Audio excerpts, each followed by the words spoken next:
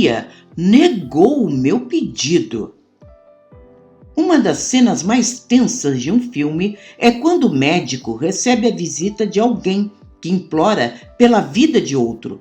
O médico prometerá fazer tudo possível, mas o resultado nem sempre será o esperado. Coisa parecida pode acontecer na Umbanda. Hoje falaremos da expectativa dos médiuns e consulentes em nossas correntes de trabalho. Não é incomum que busquem nossos terreiros após trilharem os mais diferentes caminhos religiosos ou doutrinários. Uns buscam sem responsabilidade, crendo que será dito se foi ou não uma grande personalidade em vida anterior. Outros querem soluções imediatas aos seus problemas de uma vida, já que lidamos diretamente com o divino. Frequentam terreiros na esperança de vivenciarem algo, comprovando que a espiritualidade não existe e que a fé em Deus é uma grande farsa.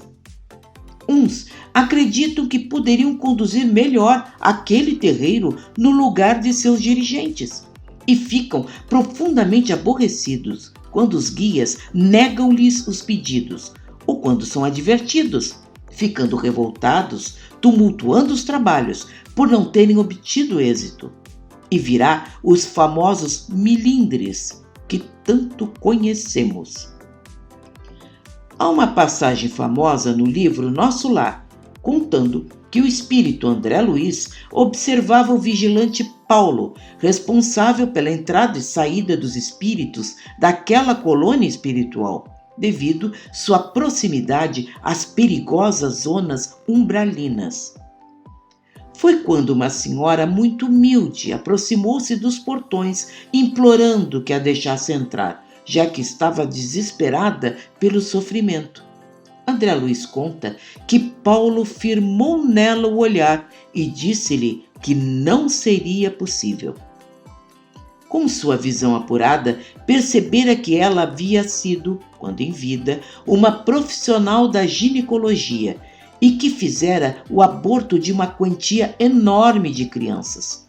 A mulher, quando desmascarada, passou a gritar e maldizer, mostrando sua real personalidade. A doce mulher, que implorava ajuda, era uma entidade vampirizante e extremamente perigosa. Esse exemplo faz com que possamos refletir sobre as decisões de nossos guias quando negam pedidos em nossas giras. Inumeráveis vezes vimos nossos Exus de lei com a mesma firmeza do vigilante Paulo em impedir a entrada de entidades ou negando veementemente rogativas que a nossos olhos pareciam justas e dignas de compaixão. A questão central de todos esses pedidos e análises não se firmam em uma simples opinião, mas sim naquilo que chamamos merecimento. E merecimento engloba várias coisas. Merecimento não significa apenas o resultado do que fizemos de bom para compensar os erros de outras vidas. Que já tenhamos pago mal fazendo bem. Merecer significa muito mais do que isso. Merecer, de fato, é a conclusão com êxito de um longo processo, como o último capítulo de uma longa novela. Vamos explicar melhor. Um processo poderá ser um tratamento espiritual através de um comprometimento, firmando uma vida de trabalhos como médium para o auxílio de pessoas. Comprometimento esse que fizemos com nossos guias antes de nosso nascimento. Merecer poderá ser o final de uma dura provação, quando todos os envolvidos no processo, tanto quem cometeu o erro quanto seus obsessores, encontrarem no perdão mútuo o único meio de seguir adiante em sua evolução. Merecer pode ser o nosso despertamento quando reconhecemos nossas eternas limitações, mas já estamos dispostos a enfrentar a vida sem revolta, superar aquela fase, já que problemas foram feitos para que encontremos soluções. Não existe fórmula fácil para o merecimento, nem algum modo de burlar as regras, já que elas estão muito acima de nós.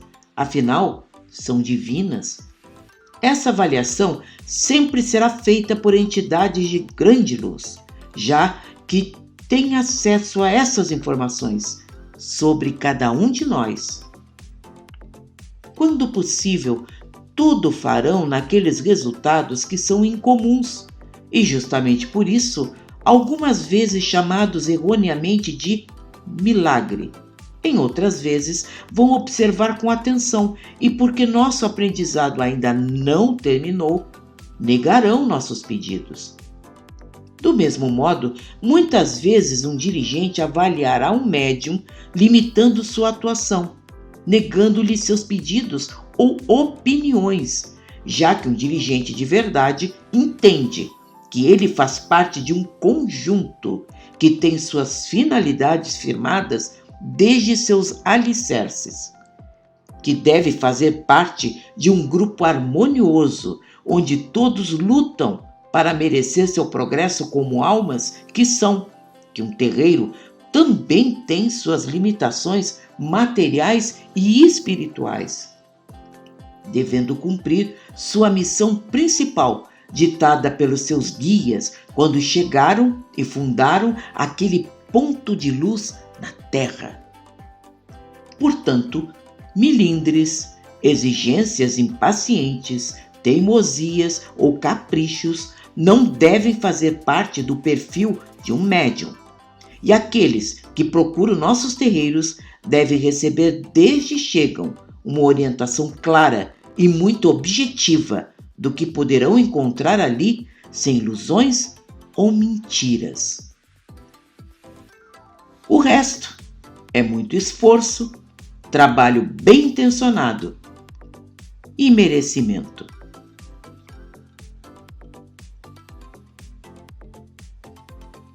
E aí, gostou?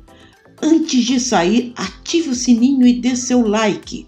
Semana que vem, novos vídeos originais para você.